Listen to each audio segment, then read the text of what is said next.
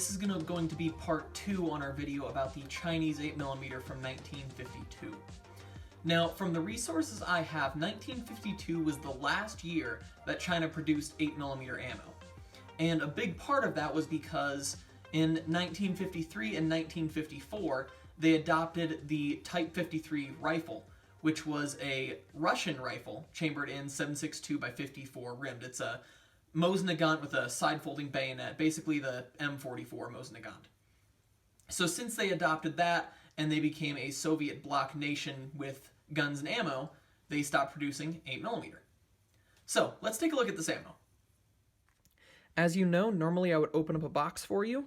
However, the ammo that I received came in Ziploc bags like these. So I'll take a few of both of these out and we'll talk about why for a second.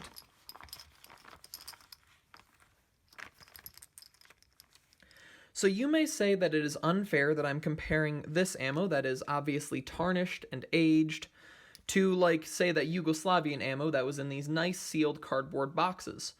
Or the Romanian ammo, which before I had it was probably in some sort of spam can that it was sealed in since it was manufactured. Now, that's a very good point. The reason why I am reviewing this ammo is twofold. The first is I want to get an ammo in a wide variety of conditions. So if I can get Chinese ammo like this that comes in pristine condition, I will most definitely do that. Now, the flip side of this is that I am primarily aiming towards a shooter's audience, not a collector's audience. And while I try to be welcoming to the collectors, my main goal is sharing you shooting information. And as far as I have seen, most of the Chinese ammo that you can find in the US is much more likely to be in this type of condition than in pristine condition like the Yugoslavian ammo is in.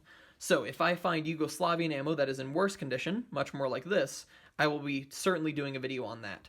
And if I find Chinese ammo that is in the condition that that Yugoslavian ammo was in, I'm going to be doing a video on that. A wide variety of things and showing you, the shooter, what to expect if you're considering buying a certain ammo. Now, let's talk about these a little bit more. One thing I said earlier was that they were manufactured in 1952 and that was the last year. I was wrong about that. Some ammo was manufactured in China into 1954. However, it was replaced with the Soviet bloc rounds over time, and then now China's kind of doing their own thing with guns and ammo. As you can see, it is heavily tarnished, and that may be why you saw some feeding issues in that video. Let's get into the rest of the review. I will be sure to get you a good picture of the head stamps on these. However, the information that they hold, all the way on the north side is the year of production. On the south side is the arsenal, so that's where you see the 7.91 and the 4.51 respectively. On the west side, you can see the caliber, 7.9, also known as 7.92 or 8mm, just kind of depending on where you are in the world. And then on the east side, you can see the production month. So that is 9 on the ammo from factory 4.51 and 10 on the ammo from factory 7.91. Something else I would like to note is that this ammo has a black sealant around the primer. They do look a little bit different on both rounds, but you can see that in this picture. And then the ammo from factory 4.51 came with a red sealant around the bullet as well. Let's start by talking about the ammo from factory 4.51. The low was 154.4 grains with the bullet weight, and then the high was 156.8 grains. The deviation there is 2.4 grains total from the lowest to the highest. So that's a little bit higher than some of the others, but really nothing too extreme. Now the average with those is 155.8 grains. With the ammo from factory 7.91, the bullet weight low is 153.4 grains, and the high is 155.6 grains. The deviation there is 2.2 grains, and the average is 154.54. Slightly lower than the other ammo, however, right in there with the ammo from factory 4.51.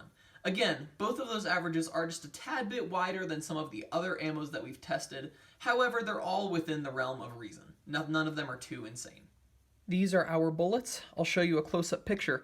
However, the ammo from factory 7.91 just has a light crimp around it, and the ammo from factory 4.51 is serrated going around so that it can hold it into the casing.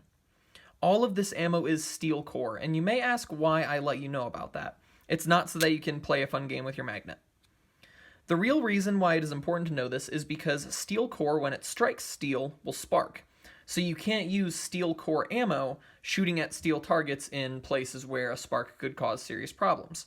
Also, steel core ammo might cause a little bit of a bigger hole in whatever you're shooting at than lead core. It's not meant to be armor piercing. It's just that in some places, steel is easier or cheaper to work with. So it can cause forest fires, and for that reason, some ranges won't allow it. Some ranges won't allow it because some steel core ammo is meant to penetrate, so they just put all ammo that draws a magnet into a category where it is not allowed at your range. In any case, this ammo is okay to shoot where I am, since I am shooting in, well, an area that I don't have to really worry about fire. It's light ball, so around 155 grains. With the ammo from Factory 451, the powder low was 44.2 grains, and the powder high was 45 grains, with a deviation of 0.8. And then with the ammo from Factory 791, the low was 49.4 and the high was 50.0. The average for the earlier ammo is 44.2, and for the second ammo is 49.7. You can see that there's a slight difference in those weights, however, as you're about to see, the powders are different shaped, so that could probably lend to that, because the velocities were fairly close. On the left, we have powder from Factory 791, and on the right, we have powder from Factory 451. We've seen both of these powders before, so it shouldn't be too much of a surprise. The powder on the left is those little cylindrical pellets, and the powder on the right is in those little square flakes. So one interesting thing to note is that the powder weights for those both were different, and that could show that this powder may burn a little quicker and create a similar velocity with less powder. I don't know if that's too important for you to know, however, I thought I would make a note of it. Alright, so now for my personal opinion about this ammo. Overall, I would give it a And my reasoning is for that, I want ammo that can shoot every time I pull the trigger correctly. And this ammo, I just don't get that. So I would not buy this ammo again, or at least I would not buy this ammo for the price that I paid for it. I paid about 50 cents a round for this ammo, and that was because I was buying it from a private retailer, and that was what he was selling it for, so I just went for it since I wanted to do these videos. If I was buying ammo for personal use, this particular ammo I would not buy for that price. Now, I've seen other ammos that are probably in the same quality range for about 30 cents a round. If I bought this ammo at a very low price, I think I could do that. But at the price that I paid, I wouldn't do that again. So this ammo shot well when it shot, and when it shot on time. If I was doing accuracy type stuff, I definitely wouldn't pick this ammo. However, if I was just going to go to the range and I was just going to plink and have a little fun, then I might not mind, just for a good time. Thank you guys so much for watching. If you want to help me out, seriously, the best way you can do that is by liking and typing a comment along with subscribing. Those comments really show YouTube that you're liking what you're seeing, so even if it's just like a, hey, great video, I love that. If you have any other information to add or anything that you would like to see me do in the future with this ammo, leave a comment letting me know about that too. Thank you so much, and I will see you guys later on.